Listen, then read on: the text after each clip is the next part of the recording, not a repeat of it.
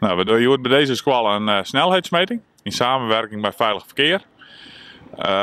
De band heeft een lasergun en die meet de snelheid van de auto's die hier onderin komen bij hun scholen.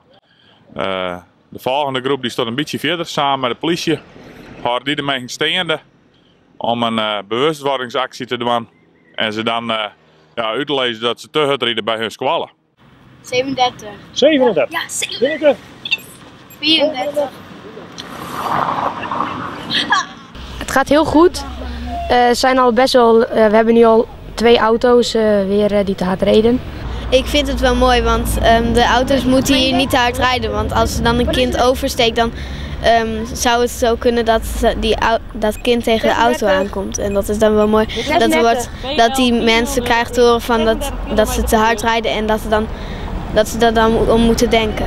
Ja, maar wij hebben hier namelijk ook palen geplaatst waarop het staat dat je hier 30 km per uur mag rijden.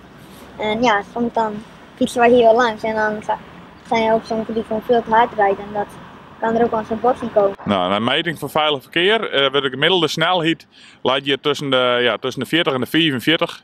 Ook tijdens de schooltijd, naar de baan Helle en Brachtburg, wil je 4 te hard rijden. Er zijn uitzitters bij dat je tussen de 70 en de 80 rijden wordt hoe die. Er is naast uw school zit de 20 verderop ook nog. Er ben ik een helpende verkeersbeweging met banen die het oerstekken. En ja, de situatie wordt graag voor de baan veilig houden, dat we hier geen ongelukken krijgen. Wij zijn in 2013 begonnen als verkeerscommissie hier op scholen om de situatie rond scholen veiliger te krijgen. Parkeren van de auto's en spul, dat is redelijk veilig nu. En ja, sinds het er bijna meer kat ben, aan de hand de wij volle iepener, wordt er volle hudden rijden. De politie had hier een aantal weken gewoon vanuit hunzelf al metingen houden en daar is ook flink op bekeurd. 1 op de 5 auto's ongeveer. Hoe reageren de mensen in het algemeen? De meeste mensen die reageren wel positief. En die snappen het wel en die vinden het mooi dat de band het nou even zelf door het ontspreken. En die zijn wel positief, die snappen het wel. Nou, het zijn we ongeveer een uur. Hoeveel mensen had je nou te hard rijden? Ik schat ongeveer dat we een 20 tot 24 voertuigen hier aan de kant gewoon hebben. Ja, die ging heel hard, 47 km per uur.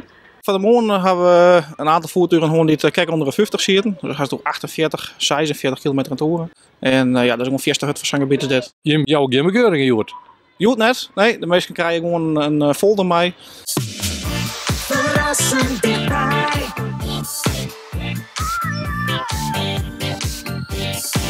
RTV NOS.